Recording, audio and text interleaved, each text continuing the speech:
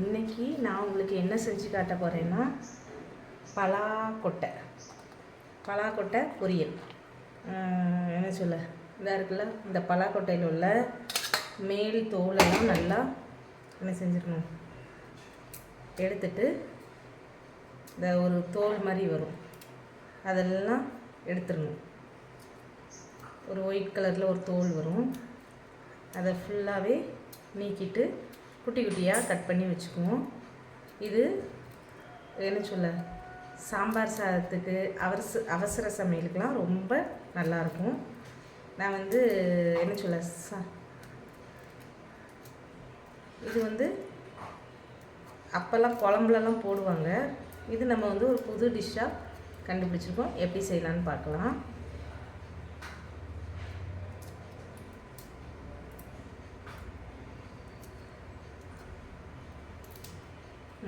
இப்படி வந்துட்டா இந்த குப்பையெல்லாம் எடுத்துகிட்டு இந்த மாதிரி இதை என்ன செய்யணும், நல்லா குட்டி குட்டியாக நறுக்கி விடணும்.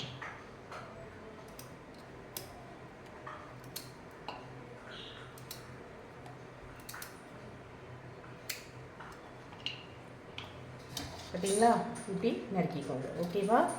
நறுக்கிட்டு என்ன பண்ணணும்னு சொல்கிறேன். இப்போ என்ன செய்ய போகிறோன்னா, அடுப்பில் ஒரு பாத்திரத்தை வச்சு என்ன செஞ்சுக்கிறோம், இது ஆஸ் யூஷுவல் எல்லாருக்கும் தெரியும்னா, நல்லா சட்டி சூடானதும் தேங்காய் எண்ணெய், சரியா, தேங்காய் எண்ணெய் ஊற்றி என்ன செய்கிறோம், தேங்காய் எண்ணெய் கொஞ்சம் நல்லாவே ஊற்றிக்கிறோம். ஊற்றிக்கிட்டு இப்போ பார்த்திங்கன்னா நல்லா சூடாயிட்டு, இப்போ நம்ம தண்ணியில் நல்லா அலசி என்ன செஞ்சுவோம்,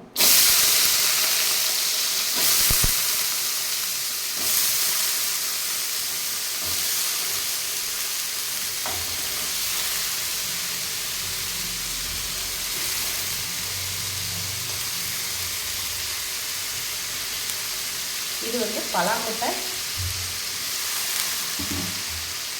டீ செஞ்சுக்கலாம், சிம்மில் வச்சுக்கலாம். ஓகேவா? இப்போ என்ன செஞ்சுக்கிறோம், லைட்டாக இஞ்சி ஊற்றிட்டு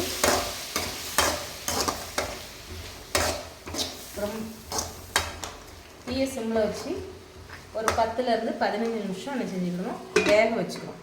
ஓகேவா? 10லேருந்து 15 நிமிஷம் வேக வைக்கணும். ஓகேவா? இப்போ என்ன செஞ்சுக்கணும், டீயை கொஞ்சம் அப்பப்போ என்ன செஞ்சுக்கணும், இதை ஓப்பன் பண்ணி கொஞ்சம் கிண்டி விட்டுக்கணும். இல்லைன்னா அந்த மாதிரி அடி பிடிக்கும். ஸோ நம்ம என்ன செஞ்சோம்னா அப்பப்போ கொஞ்சம் டீயை ஓப்பன் பண்ணி ஒரு 10 நிமிஷத்துக்கு இடையில என்ன செஞ்சோம்னா கிண்டி விடணும். நான் என்ன செஞ்சுக்கிறேன்னா,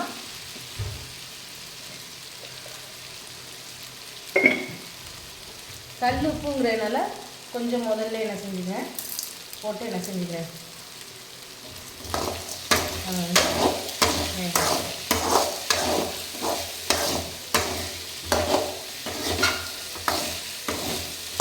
ரொம்ப ஈஸியான என்ன சொல்ல, நம்ம வீட்டில் யூஸ் பண்ணுற இந்த இதை நீங்கள் நல்லா பொரியல் மாதிரி வச்சு இதுக்கு பருப்பு சாதம் வச்சு சாப்பிட்டோம்னா ரொம்ப டேஸ்ட்டாக இருக்கும். என்ன செஞ்சுக்கோங்க, திரும்பியும் மூடி போட்டு கொஞ்சம். இப்போ பார்த்தீங்கன்னா இது நல்லாவே வெந்துட்டுனா அந்த கண்ணாடி பதம் பார்க்க தெரியணும். அப்படி இல்லைன்னா என்ன செய்யணும், நிமிஷம் சாப்பிட்டோம்னா செம்ம டேஸ்ட்டாக வெந்திருக்கு.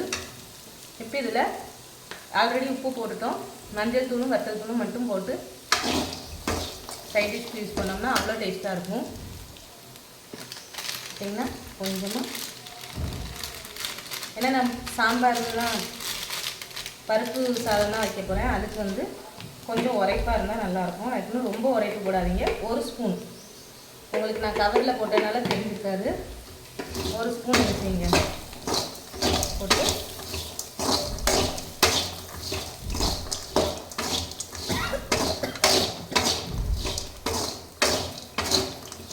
அவ்வளோ டேஸ்ட்டாக அவ்வளோ ஹெல்த்தியான ஒரு என்ன செஞ்சாச்சு, நம்ம பருப்பு சாதத்துக்கு ரெடி பண்ணியாச்சு. ரொம்ப ரொம்ப டேஸ்ட்டாக இருக்கும். இது வந்து ஒரு டிஃப்ரெண்ட்டான என்ன சொல்ல முறையாகவும் இருக்கும்.